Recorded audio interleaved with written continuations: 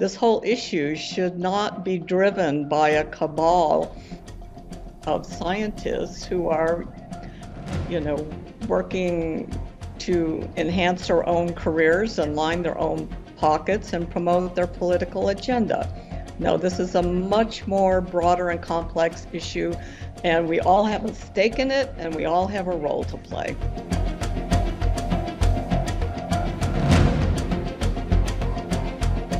Welcome to another episode of Counterculture, the show that stands at the intersection of reason and faith in the battle against sentimentality. If she would have just stuck to the script, Judith Curry would most likely still be the chair of the School of Earth and Atmospheric Sciences at Georgia Tech University. If she would have acted like a politician rather than a scientist and ignored substantive critiques of her work, Judith Curry would still most likely be a well-compensated academic and highly sought-after speaker celebrated by whatever constitutes the scientific community these days. Instead, Judith Curry is a climate change apostate, banished from the hallowed halls of IPCC confabs and the private jets of John Kerry and Leonardo DiCaprio. When Greta Thunberg shames the West for its insistence on reliable electricity, she's wagging her finger at Judith Curry. Curry is now part of the fringe element in science called scientists. These are the people who believe in the scientific method and who are concerned about the replicability of results and the accuracy of models that are supposed to be predictive. They're the people who understand science is a place of theory and measurement and debate, not the magical residence of the omniscient. Interestingly, Judith Curry's career arc tracks the hyperpolitization of science, and not just climate science, as we witnessed during COVID. Is that the real existential threat facing the West, the politicization of science? Can the trajectory of that arc be altered? Can we make science science again? We'll explore these and other questions with our guest Judith Curry, scientist and author whose most recent book is entitled Climate Uncertainty and Risk, Rethinking Our Response, which Cambridge-educated physics professor Michael Kelly described as, quote, a great book of scholarship properly referenced and with new and original material from the author and other colleagues, it should be read by everyone with an interest in the future. It's pretty comprehensive. Judith Curry, welcome. Thank you so much for joining us on Counterculture. Oh, well, thank you. My pleasure. So before we get into your story and your work and your views, maybe just pull back and a question from a layman's perspective, which is there any place for the layman in this debate over climate change, for the layman who says, I want to be a good steward of our resources. I like animals and clean water and fresh air, and I want the planet to survive, but I also want reliable electricity. Is there no balance that can be achieved there? Do I have a place in this conversation? Oh, absolutely. The idea of a wicked problem, which means we have a very complex, deeply uncertain scientific problem with political dimensions and a clash of societal values. So, people, voters, business people, the whole spectrum has a role to play here in terms of trying to clarify our values and try to figure out what makes sense. This whole issue should not be driven by a cabal of scientists who are, working to enhance their own careers and line their own pockets and promote their political agenda. No, this is a much more broader and complex issue, and we all have a stake in it, and we all have a role to play. But would you agree that the push among that cabal you reference and the sort of comms support they have from Western media really pushes that binary? Either you believe that we have to do something dramatic, transformative by 2030, or you're a denier and there's no in between. Oh, it's ridiculous. They've managed to frame this as you're for the planet or against it.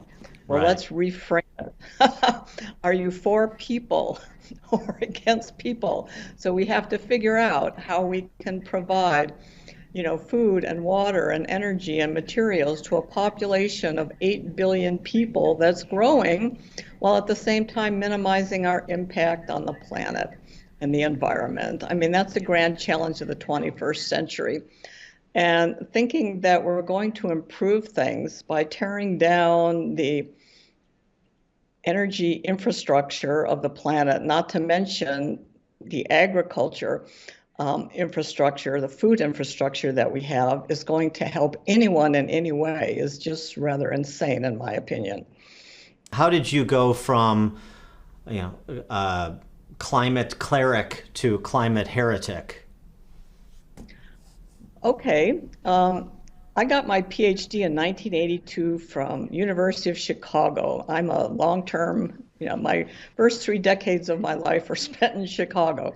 My career path was one of, deep research into a variety of topics that I found interesting, many of which were relevant to the climate change issue. And, in the 1990s, I heard about all the politics, surrounding this issue, and I ignored it and say, oh, well, that's just politics. I don't need to pay attention to it. Then the noise became louder, around, the year 2000. This whole issue was starting a rapid rise to the top of the international policy agenda. I started to pay more attention. But I stayed out of the public debate. I just thought that was, for politicians and for certain scientists who would rather be rock stars or politicians than scientists. I just thought it was unseemly for scientists to really be getting too involved in all this. All that changed in September 2005 when I co-authored a paper on hurricanes, showing that globally the percent of category 4 and 5 hurricanes had substantially increased since 1970. Okay, the message wasn't about global warming, but this was published right after Hurricane Katrina devastated New Orleans. So we got a huge amount of media attention, and the questions they were asking us about global warming. And at the time, we decided that the responsible thing to do was to support the IPCC consensus. We bought into the meme, don't listen to what one scientist says, pay attention to what these thousands of scientists have come up with after years of deliberation. So, that's what I did.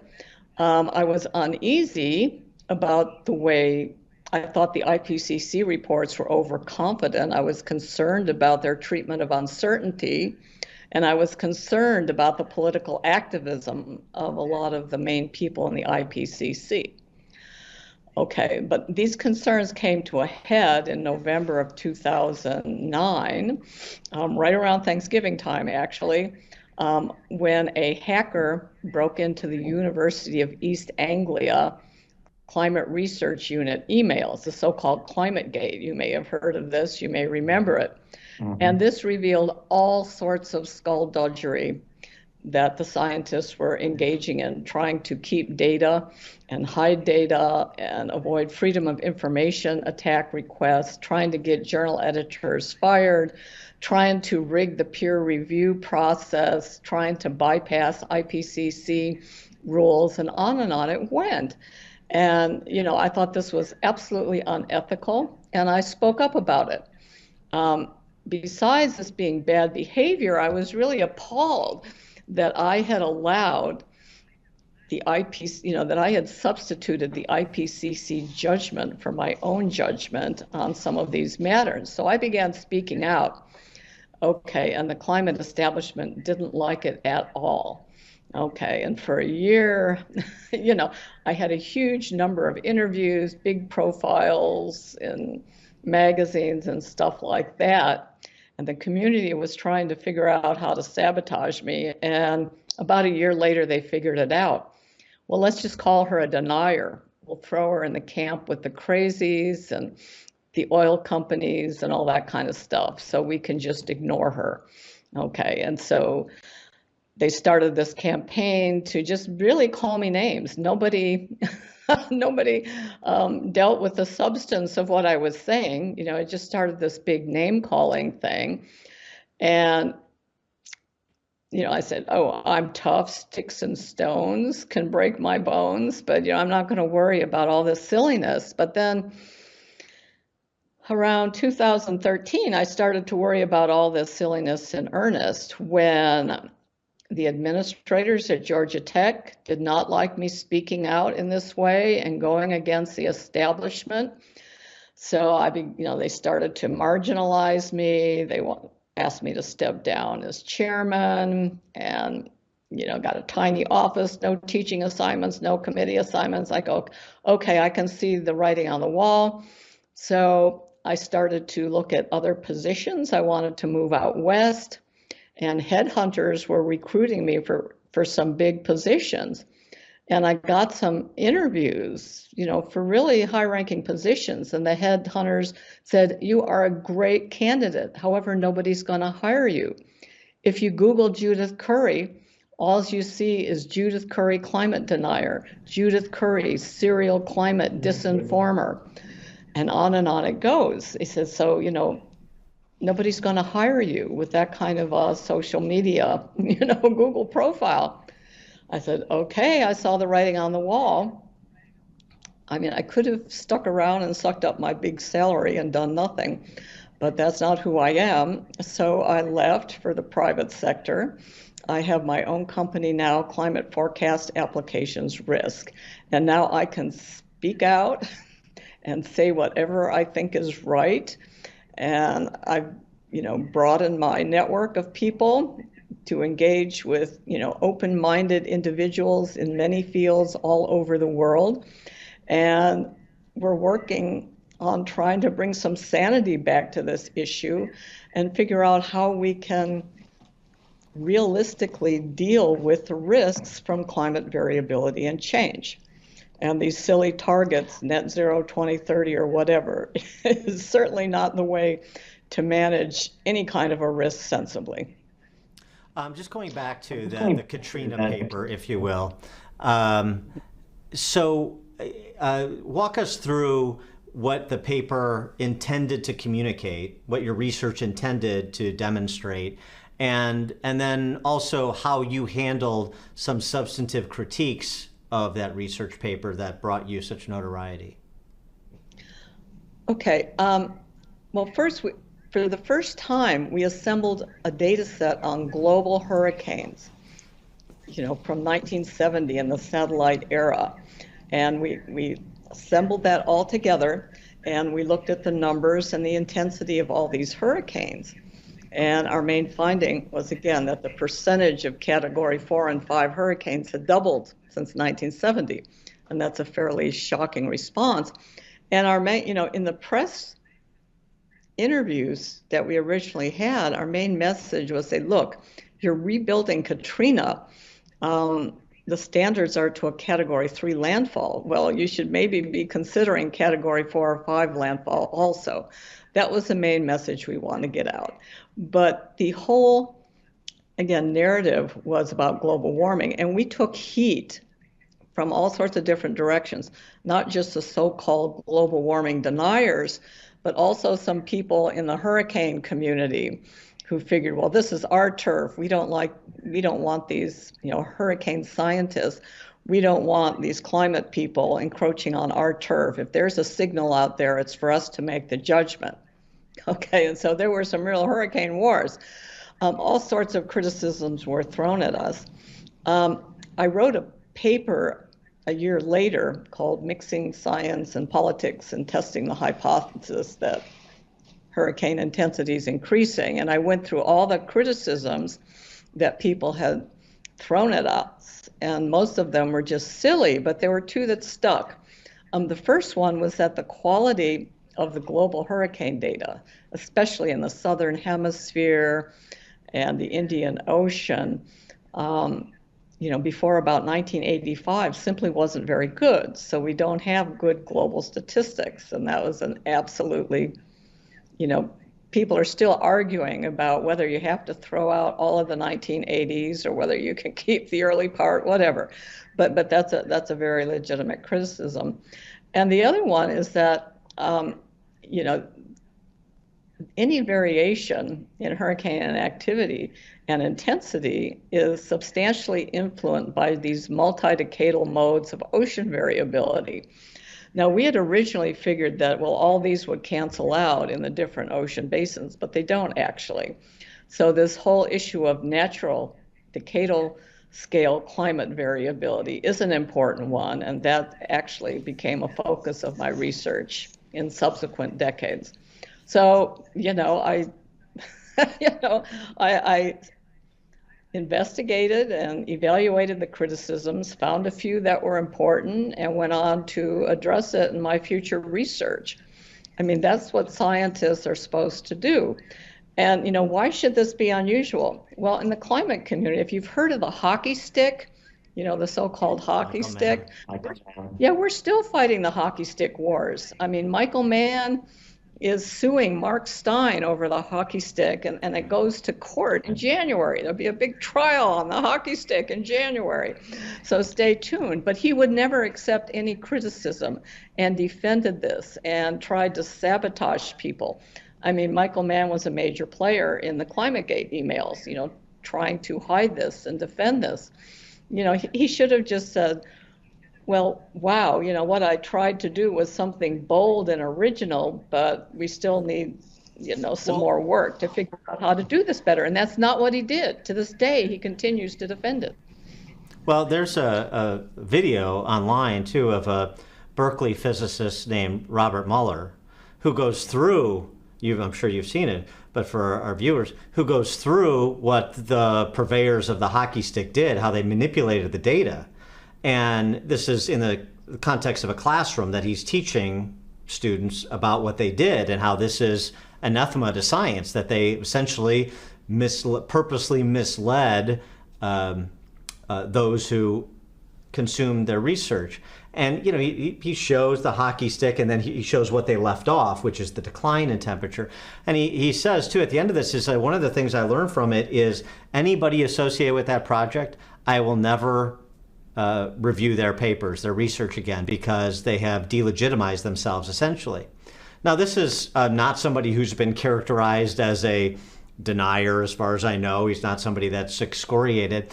But I just wonder, so how does somebody like Robert Mueller in 6 minutes debunk the hockey stick and the work that you did and the fights you had with Michael Mann, or the criticism you took from Michael Mann, probably more accurate, and that persists in this scientific community around climate change, and the Judith Currys and the Robert Muellers are marginalized? Well, okay, in 2001, the IPCC third assessment report, the hockey stick was held up as an icon for the entire report. Okay, and so it was sort of premature canonization of the hockey stick, as this essential, climate change thing. So any attack on the hockey stick was an attack on the IPCC, which was then an attack on the UN Framework Convention on Climate Change and all the climate treaties. So they had to protect the hockey stick at all costs. And protecting the hockey stick meant protecting Michael Mann. So he set himself up, as this person that needed to be protected at all costs. So it was just an insane situation. Was there any response to Mueller's debunking of the hockey stick, or are they so sort of powerful that they can just gloss over that sort of debunking and pay no attention to it? They just gloss over it. And they just call everybody deniers. Richard Mueller is listed as a climate misinformer on the Skeptical Science webpage. So he did not, fly through all that unscathed. But no, just ignore it. People, Michael Mann has written 4 books that are essentially 4 different versions of the hockey stick and the climate wars, and, he turned it into a war by defending the indefensible for decades now. On the issue of your research about hurricanes, so because I've spoken with Bjorn Lomborg in particular about this, he's done some study on this, and what is your understanding of our understanding of the incidence of catastrophic storms in present day, given in historical context? Are we getting storms that are more intense but less deadly because of other factors like the quality of infrastructure and emergency notification and the ability to evacuate people? Or what is the understanding? Because this is something that's obviously was thrown around all summer with hurricanes and wildfires, that all of these terrible incidents were the result of climate change and global warming. Okay, well, any signal of global warming in the hurricane statistics is very hard to discern against the background of natural weather and climate variability. We have El Nino, La Nina, Pacific and Atlantic decadal oscillations, and simple weather variability. So it's very hard to discern a signal. Theory predicts that we should see an increase in intensity with warming temperatures, but I would say we're not seeing it yet. The models also suggest we would see a smaller number of hurricanes, which is interesting. So we can't really discern either of those trends from the data that we have.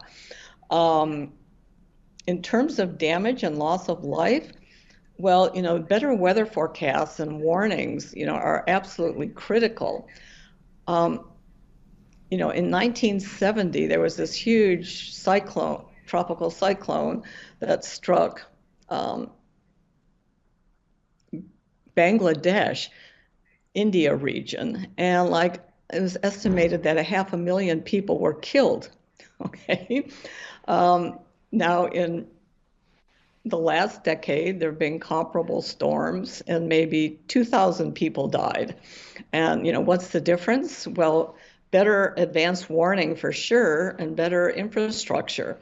I mean, we've reduced the loss of life from these storms by many orders of magnitude, and people, still want to build in these vulnerable locations. My sister lives on Fort Myers Beach, the one that got wiped out a little over a year ago. I'm not far away in Naples, so I know exactly what you went through. Yeah. Gosh, okay. And I visited there less than a month ago, and it's amazing. I mean, a lot of stuff was torn down. There's obviously some vacant places where there was a hotel or a condo there before, and there's still some buildings that need to be torn down. But, it's back to life. The grocery store and the drugstore are now open. A few restaurants are open. People are, visiting there again. A huge, big hotel, Margaritaville, is opening in a few weeks. So it's back. It's thriving again. And this is like a year later.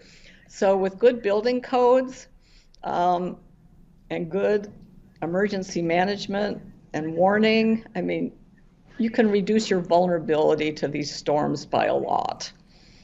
I want to go back just to when you weren't paying attention to the politics of this. You were talking about in the 90s, when this was really starting to ramp up, because I remember this debate as an undergrad in college in the 90s starting up. And obviously Al Gore picked up the climate change, global warming, and ran with it all the way to the presidential election in 2000, and then subsequently with documentaries and all that.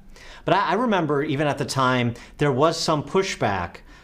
Dixie Lee Ray is somebody I remember because I read her work at the time. She was a former head of the International Atomic Energy Administration. And she was essentially calling out that some of the hysteria surrounding what they call global warming at the time was overwrought, was based on pretty flimsy evidence, pretty flimsy modeling, and that there just was no reason to believe these apocalyptic predictions.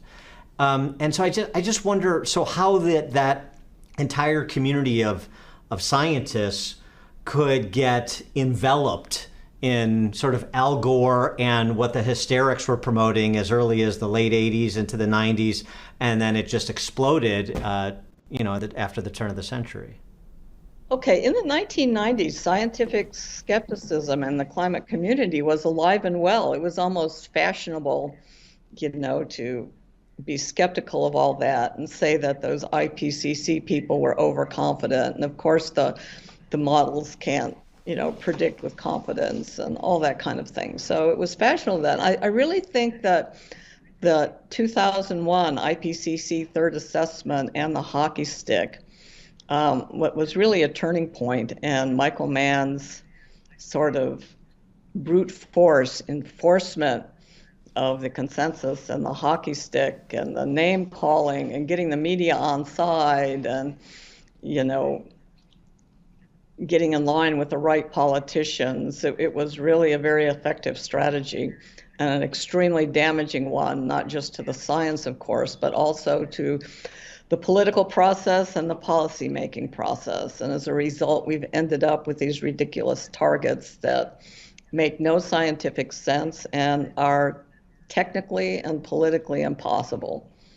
So, for example, the 1.5 degrees Celsius cap over the pre-industrial West, that's part of the Paris Agreement. That 1.5 degrees Celsius, is that just made up? Is there any scientific basis? That one is really made up. Okay, first off, the reference point is pre-industrial, more specifically the second half of the 19th century. This was when we were just coming out of the Little Ice Age, which was the coldest period of the last millennium. I mean, this was not a Goldilocks climate, so why this is the reference point is beyond me. The 2 degree was negotiated by policymakers, and the IPCC was not asked to make a judgment. This was done outside of the IPCC, so that was political. And the 1.5 degree was completely made up. The UN asked the IPCC to do a special report on 1.5 degrees, so that was completely made up. The idea behind these targets is to provide a deadline so they can exert maximal pressure to eliminate fossil fuels. I mean, that's the idea behind those targets. It's purely political.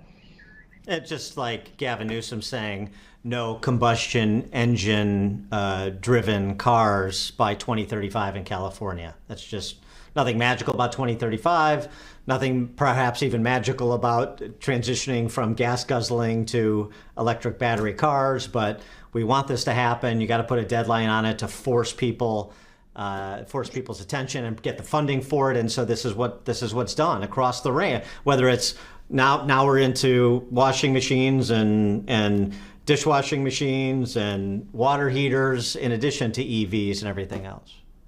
Okay, well, apart from the ridiculousness of the targets, and even if it was urgent to eliminate carbon dioxide emissions, even if it was, they're picking technologies. It's not clear to me that electric vehicles will be the only way to go. I think we'll see synthetic fuels produced in the future for transportation. That would not surprise me at all. I mean, no, it won't be gas and oil, and there will be much less CO2 emitted, but I would not at all be surprised if we saw that happening. So by prematurely picking, it's all got to be electric vehicles, we're foreclosing any future technology related to liquid fuels that might even be better than what we're doing now or with electric. So it's never a good idea to mandate technologies. You have to, let 1,000 experiments bloom, let it happen. The trial and error, develop the learning curves, let the costs come down and see what is able to compete in the marketplace, including, having an environmental value, where you have minimal emissions. But you also want inexpensive and abundant fuel. If we're going to electrify everything, we need to massive upgrade to our electric grid and our generating capacity, and that's not happening. They think they can make this transition by kneecapping the fossil fuel companies before there's any other alternative in place, and that makes absolutely no sense. It's a recipe for disaster on the economic front, human safety, national security, and so on. It's just a disaster waiting to happen. Well, it's starting to happen already. What I find striking is there's such certitude generally about what is to come if we don't do these things. But there's no details. Usually if you have mastery of a subject, you have sort of a general idea of the dynamics at play, and then you have some specific steps, some specific milestones that you're able to lay down to measure as you go in terms of effectiveness. But for example, there was this great exchange a few months back between Senator John Kennedy from Louisiana and the Deputy Secretary of the Department of Energy, a guy named David Turk. And John Kennedy just asked him a simple question. For the $50 trillion you want to spend to get us to net zero, how much is that going to reduce the global temperature by 2050? Just tell me how much it is. And he gives this, he starts to get into his histrionics and, well, this is, we live, where we have to do this, but we also have to exert our influence on the rest of the first world and the developing world and so on and so forth. He's like, I assume you can contemplate that, right? It's we're 14% of the world's carbon emissions. So, factor that into your equation and tell me what $50 trillion gets us relative to our contribution to carbon emissions if that's such a terrible thing. And he can't get an answer. And John Kennedy just kept saying as he's blathering on, you don't know, do you? You don't know, do you? You have no idea. And that's really, to me, the striking thing about so much of these discussions, particularly when you get people really pressing those purveyors of end times. You have no idea. You just have decided that this is the best course of action, and you're hopeful that it's going to turn out to be true, but you have no basis to believe it, and you have no basis to believe with any specificity that what you're suggesting will address the threat that you see. Okay, well, 2 points here. Well, the first thing is that even if everybody went to net zero today, we probably wouldn't notice any change in the global weather or whatever until 2100 against the background of natural weather and climate variability. But this whole thing from the very start, in the late 1980s, we've had the policy cart way out in front of the scientific horse. I mean, in 1992, we had an international UN treaty to prevent dangerous anthropogenic climate change by eliminating fossil fuels. There was a political agenda driven by the UN Environmental Program. They're anti-capitalist, they don't like oil companies, they're interested in non-governmental world control by the UN. So this was the political agenda that was in play that led to that treaty. And then the IPCC, was implemented to provide evidence to support preventing dangerous human-caused climate change. So this whole issue of climate change was driven by a preferred political solution, and the climate change problem was framed very narrowly. And they felt that in order to support these policies, we needed to have a worldwide consensus among the scientists, and that's what the IPCC did. They negotiated a worldwide consensus amongst the IPCC authors anyways. There was obviously a lot of people disagreeing that were outside the room, and this is, the policy and the science sort of feedback, a mutual support group trying to push each other's agenda. The IPCC became, a career identity for all these scientists, got lots of funding, lots of big word, got to travel all over the world, a seat at the big tables. So this was a heady thing for the scientists. I mean, they don't want to give that up by challenging, what's going on. So, this is what brought us to the place we are now. And we're running against reality where, people just don't want to spend money on, this insane amount of money on something that may ruin our electric utility system, may ruin our food supply, and on it goes, all in the name of maybe making the weather better in the 22nd century. I mean, it just makes no sense from start to finish. Well, and I mean, this gets beyond science, but I mean, these individuals, you've seen them behave. You can perhaps ascribe some motivations and just common sense understanding to what they're doing and saying. But something you said, anti-capitalist. I mean, I see speeches now before bodies that are associated with the European Union government, where we've now moved beyond net zero, which sort of has gone mainstream, to now we hear people talking about degrowth, like going forget just going back to pre-industrial temperatures. They want to go back to pre-industrial revolution living, at least for some people, it would seem. Degrowth means decolonization, means this, means that. It's all sort of, to me, like a dressed up version of 20th century Marxism. And so you mentioned something about being anti-capitalist. I mean, how much do you think is this cabal of anti-capitalists who are using this apocalyptic threat, they say, as a veneer for what they're intending to do to transform economies ideologically? Well, that was the idea of the UN Environmental Program back in the 1980s.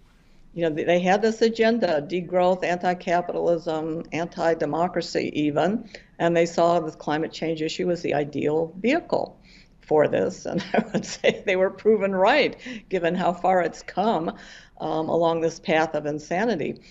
There was a survey published in a journal about a year ago where they surveyed a large number of climate scientists and asked them if it's sort of like a multiple choice test. Do you favor growth, green growth, or degrowth? 70% of them checked degrowth, not green growth, but degrowth. I mean, this is, a fairly pathological take by a majority of the climate scientists. They have this worldview. The people who've decided to go into this field, particularly the younger generation of climate scientists. I was educated in the traditional physics-based and chemistry-based sciences, unlike the current generation. And the people who have been drawn to this field are people with this worldview. And this is now, contaminating the science in a way that is nonsensical. Yeah, right. I think that's the thing that people have a hard time getting their arms around in terms of what I said initially. If you're paying passive attention, save the planet, save the whales, save the seals, fresh air, fresh water, and nobody's opposed to that. There's no opposition to that. But they use the rainbows and puppy dogs lines about environmental stewardship to advance an agenda that is pretty pernicious. I use the term eco-supremacist because, as you sort of said at the outset, it's sort of for them it's the planet versus the humans, and I think it's difficult for people to appreciate that's effectively what so many of these individuals are saying. Yeah, not only that. I'm an environmentalist in the old-fashioned sense of the word. Clean air, clean water, protecting species, habitats where we can. Okay, but all of that has been thrown out the window. Greenpeace got its start with Save the Whales in the 1970s.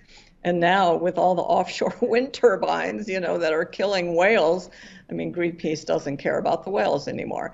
So in this insane wind and solar, particularly wind, is very damaging, not just to ecosystems, but also to the microclimate. Farmers don't want them on their land because, they dry out the soil, they make the temperatures warmer at night, and it's not the right thing for the crops. So, there's a substantial amount of environmental damage, and the land use requirements for massive wind and solar farms is crazy. We have a lot of land in the U.S. I can't believe that countries in Europe with crazy population density are trying to figure out how to be powered by wind and solar. It makes absolutely no sense. So all this hypocrisy that abounds, from the private jets to, for example, the COP28 conference is being held in Dubai, United Arab Emirates, They just announced they're doing a record expansion of their fossil fuel industry of oil producing. They're a record expansion of oil producing. So when you see all this hypocrisy from the Panjan drums of saving the planet, what does that tell you about the movement? They're almost like a totalitarian country if they were a country. Nobody really believes the lies, but everybody keeps up the appearance of these fantasies under which they live for their own, individual self-interest, whether it's the compensation or the status or the power or what have you. There's also sort of political tribalism going on, the group that you belong to in terms of, your world view and your politics and your friends. And, it's very hard to break out of those kind of things.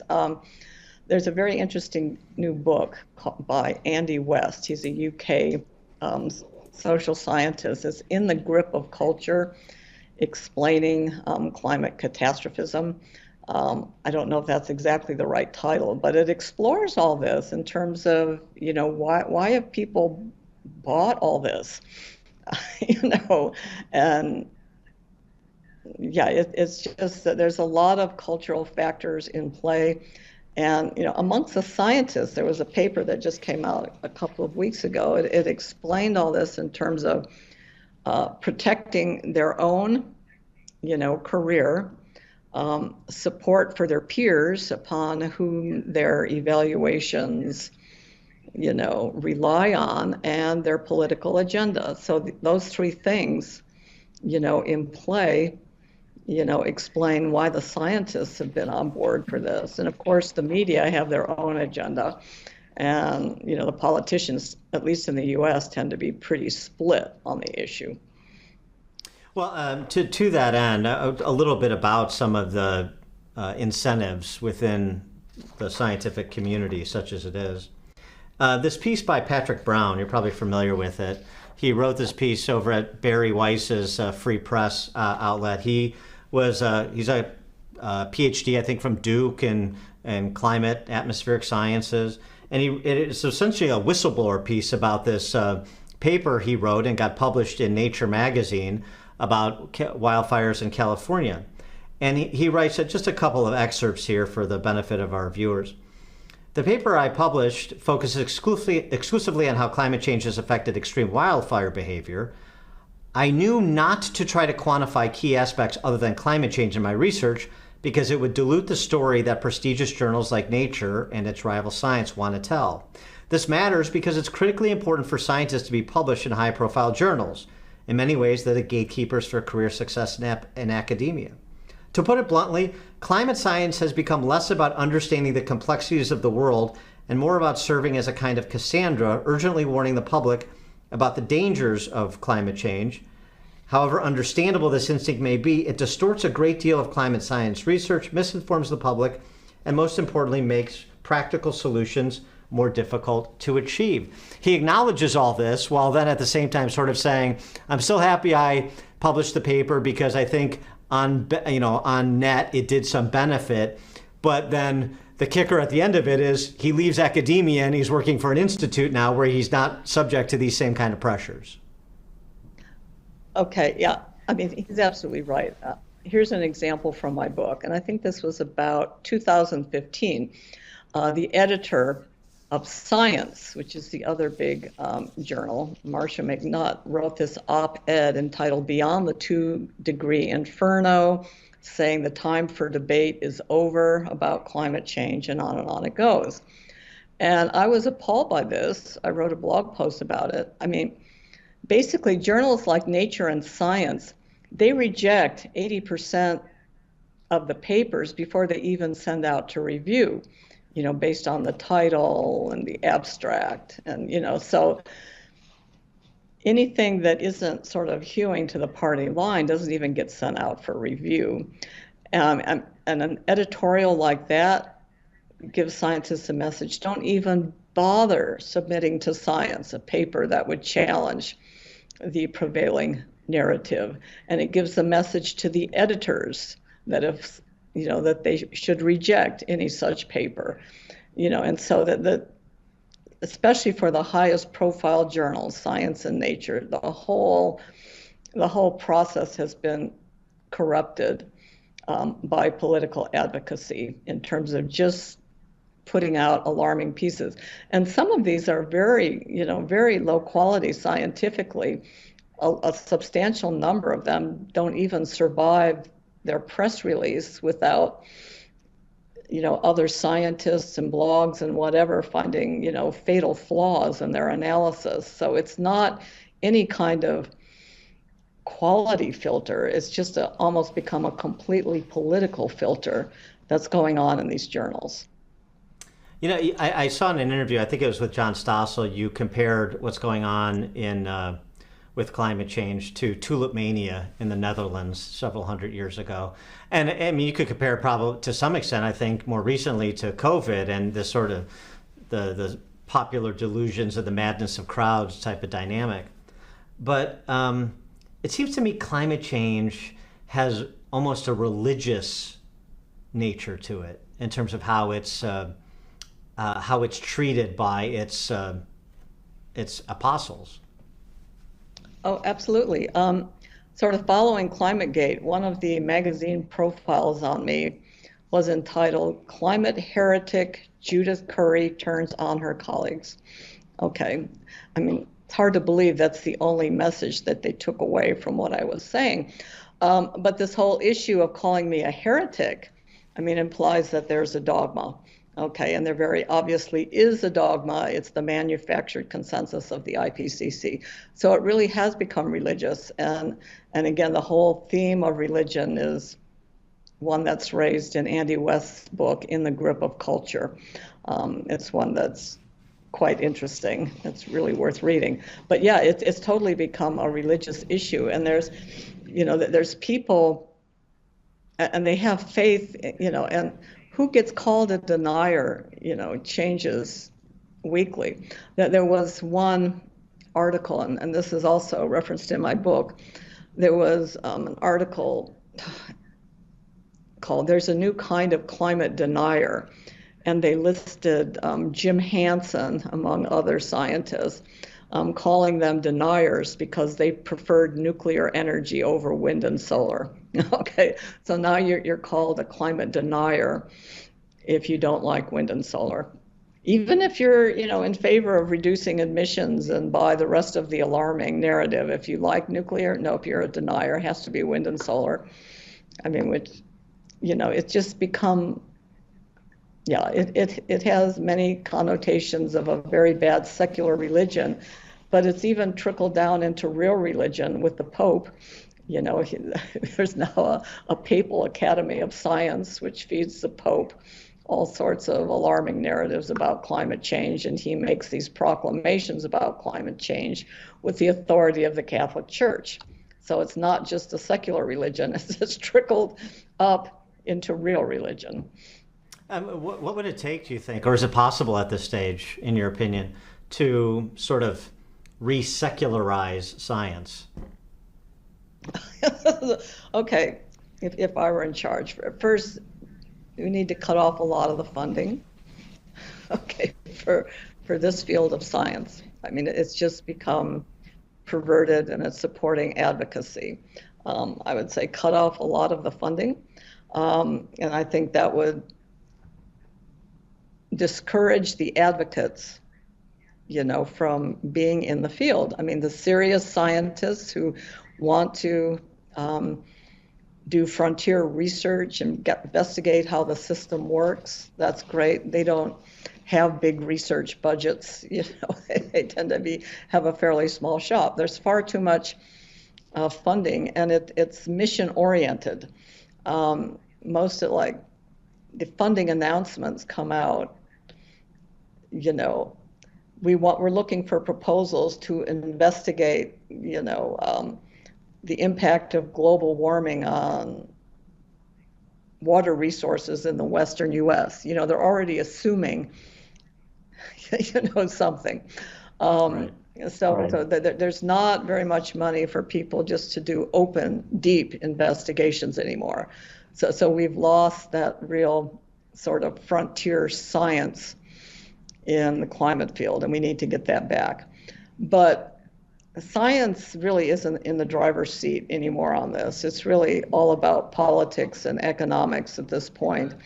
And at some point, I mean, we just saw the elections in the Netherlands and Argentina. I mean, people are just, revolting. They are revolting. Even in Europe, now that one just surprised me. People are revolting against this.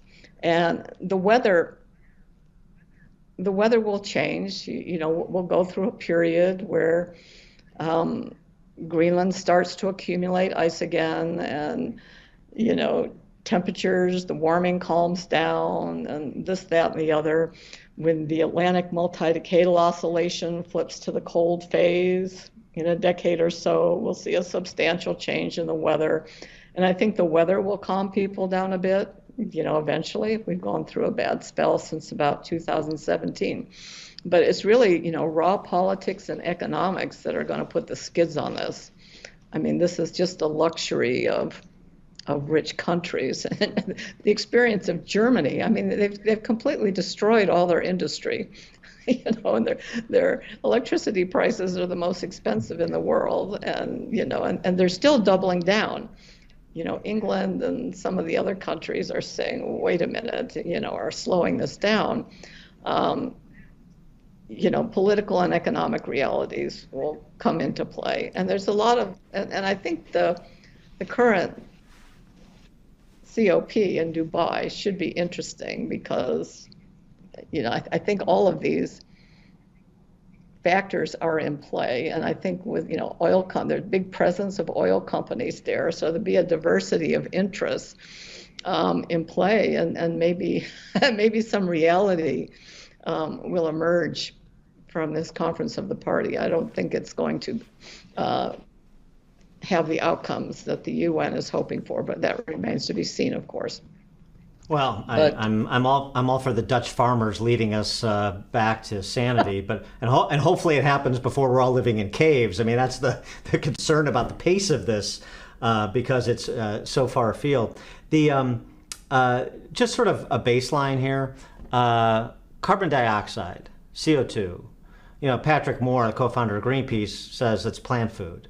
With all of this hysteria about carbon emissions is misplaced. I mean, is carbon dioxide, is that a threat to the survival of the planet? This is the weakest part of the whole argument as to whether warming is dangerous. I mean, more CO2 is greening the planet. Patrick Moore is absolutely correct about that. It's also contributing to warming. How much, we're not sure. But the biggest issue is whether warming is dangerous. I mean, if you look back through geologic history, the warm periods are referred to as the optimums. Life thrives during these climate optimums, the warm periods. And, we're in an interglacial, a short interglacial that's punctuated by long periods where there's glaciers covering, much of the northern hemisphere. And in 4,000 years or so, could be seeing another ice age. And, we're in an interglacial, we should enjoy it. And we should adapt to whatever, to weather and climate variability and work to reduce our vulnerability, continue the trajectory that we've already been on through the 20th century to, reduce loss of life from extreme weather and, reduce damage, and to adapt and figure out how to engineer our environment in ways that will help support us in terms of agriculture, energy, and water. Do climate science, in a private moment, do climate scientists and atmospheric scientists like yourself, physicists, people that you communicate with or used to, where they say in a private moment, I don't want to be public, I don't want to, anger the orb, but what Judith Curry is saying is absolutely right. Would they say that? Or are they completely lobotomized by the politics around it? Okay, physicists and engineers tend to agree with what I have to say. A lot of the climate skeptics are physicists, including the recent Nobel laureate in physics, John Clausen. And the reason is they understand complexity, they understand uncertainty, they understand what we don't know, they understand that we can't predict complex systems and so forth and so on. So they're skeptical of all this IPCC stuff. However, if you get one of those climate scientists who is in favor of degrowth, no, they're completely brainwashed that, this is an apocalypse kind of thing. So, I mean, there's three categories of so-called climate scientists. One is the people, they could be ecologists or economists or whatever, but they work in the climate field. They call themselves climate scientists. They can recite IPCC talking points. And then there's the second class who has a deeper understanding. They can actually read the IPCC reports and understand them. Then there's this third class, and this is the class of people whose understanding is sufficiently deep that they can critically evaluate the whole thing. Okay, and I would put myself in that category. I would put Richard Mueller, Richard Lindzen, a number of so-called climate skeptics who have a deep understanding of physics and climate dynamics, who can critically evaluate this whole thing. And that's a relatively small group, and many of them have been, dismissed as deniers because they're not buying into the whole IPCC thing. Right. They're dismissed, and we're supposed to listen to Greta Thunberg and Bill Nye the Science Guy, right? That's where we are. Exactly. Yeah. Speaking of just this scientific consensus, I just wanted to get comment on this too, because it's a phrase that's thrown around for all sorts of political reasons. There is no disagreement. The debate is over, all of that business. I just go back to, and I'm sure people have heard this, but it bears repeating. I mentioned how we just went through this with COVID. Turns out that the omniscient didn't know as much as they pretended to know in some cases on everything that was related to combating the spread of an infectious disease. Michael Crichton, who was this great novelist, wrote this appendix to State of Fear. It's almost 2 decades ago now. But he talked about this scientific consensus that had taken hold at the beginning of the 20th century. And he described it as such. All in all, the research, legislation, the molding of public opinion surrounding the theory went on for almost a half century. Those who opposed the theory were shouted down and called reactionary, blind to reality, or just plain ignorant. But in hindsight, what is surprising is so few people objected. Today we know it was pseudoscience, and of course he's talking about eugenics. And it's easy you can apply that to a lot of things, and we'll see who turns out to be true.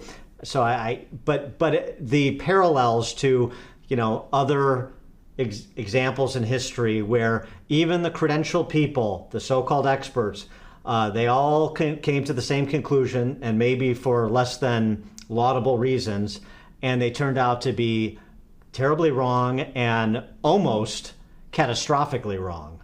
And so, the idea that given there's nothing new in this world but the history we don't know, that we're repeating ourselves with climate change. Okay, I have a whole chapter on this in my book, Climate Uncertainty and Risk. There's a difference between a scientific consensus and a consensus of scientists. There's a scientific consensus, say the Earth orbits the sun. Nobody questions that. I mean, it's long-standing, well understood. That's a scientific consensus. We don't even need to talk about consensus. It's just a fact. On the other hand, we have a consensus of scientists, and this emerges sometimes at the request of policymakers. It's on a politically charged topic, and a group of scientists come together and they manufacture a consensus on a policy relevant or politically charged issue, and they declare this is it. Okay, and that's a manufactured consensus, and that's what the IPCC consensus is. There's another extreme example, and I use this in my book also, is on the consensus on COVID origins. In March of 2020, before we had any idea what was going on really, there were two separate articles, one published, I think, in Science and the other one in The Lancet, where groups of physicians and public health people declared a consensus that COVID was of natural origin, and anybody talking about a lab origin was a conspiracy theorist and racist against the Chinese and whatever. Okay, and that was it. And following that, anybody saying anything otherwise, they were canceled on Facebook and Twitter. A few people lost their jobs and so forth and so on because they were challenging this. And about a year and a half later, an investigative journalist dug into the people who wrote these articles and found that the lead author on one of them had actually funded the research in the Wuhan lab. Okay, so he was very worried about this coming out. And subsequent Freedom of Information Act requests found that Anthony Fauci had orchestrated these papers. So this was all, politics. It had nothing to do with the scientific consensus. And now, the theories that this was originated in the Wuhan lab, those theories are alive and well with growing support. We still don't know definitively, but this is now taken seriously. So it's not so much that a consensus was overturned, it's that it was enforced for over a year with so little support. I mean, all of the,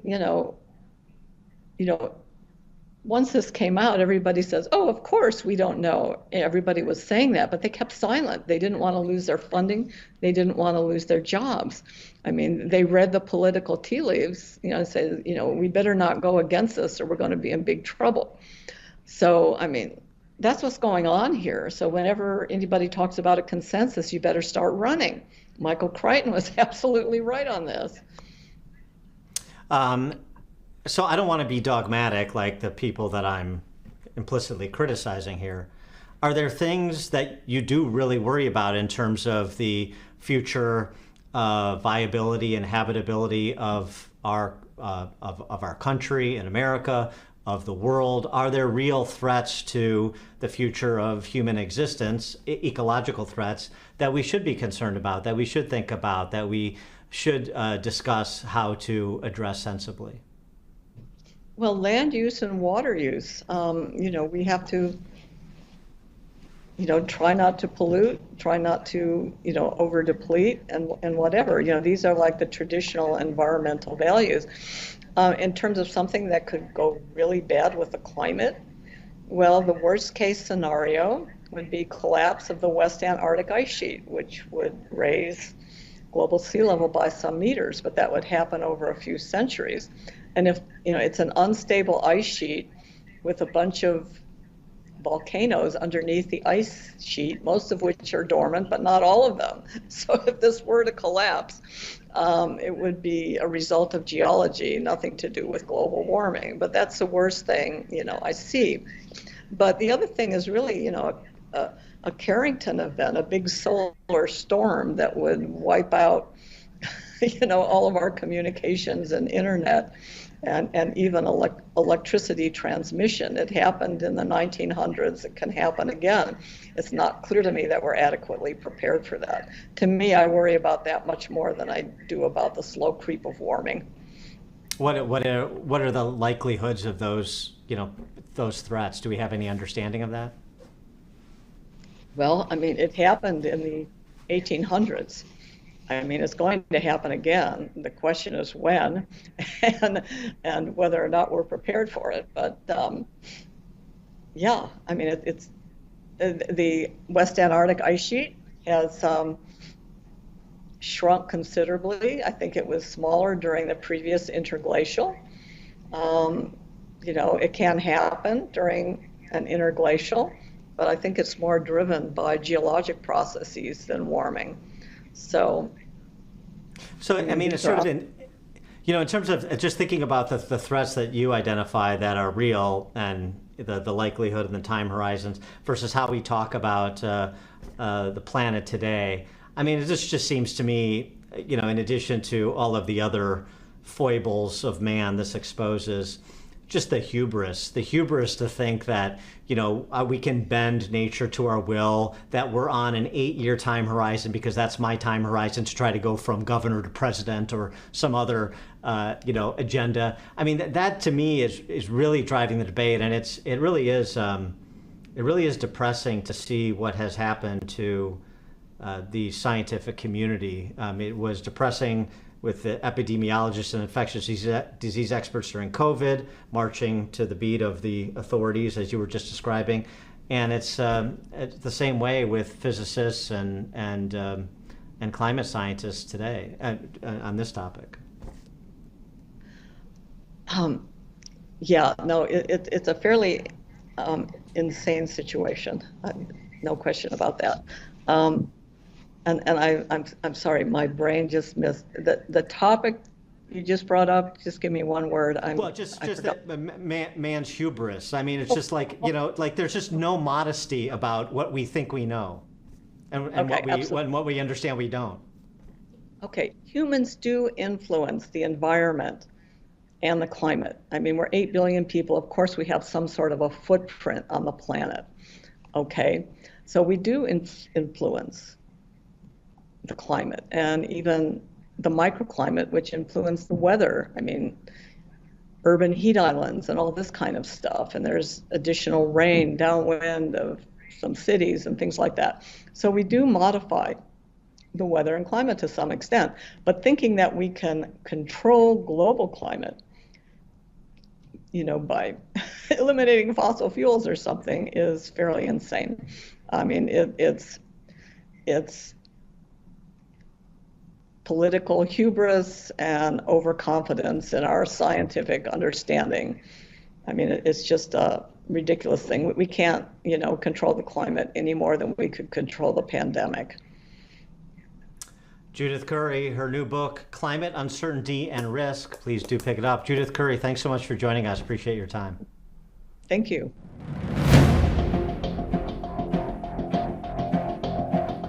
Please like this video and subscribe to this channel if you haven't already. And please leave a comment in the comment section. We'd love to hear your thoughts.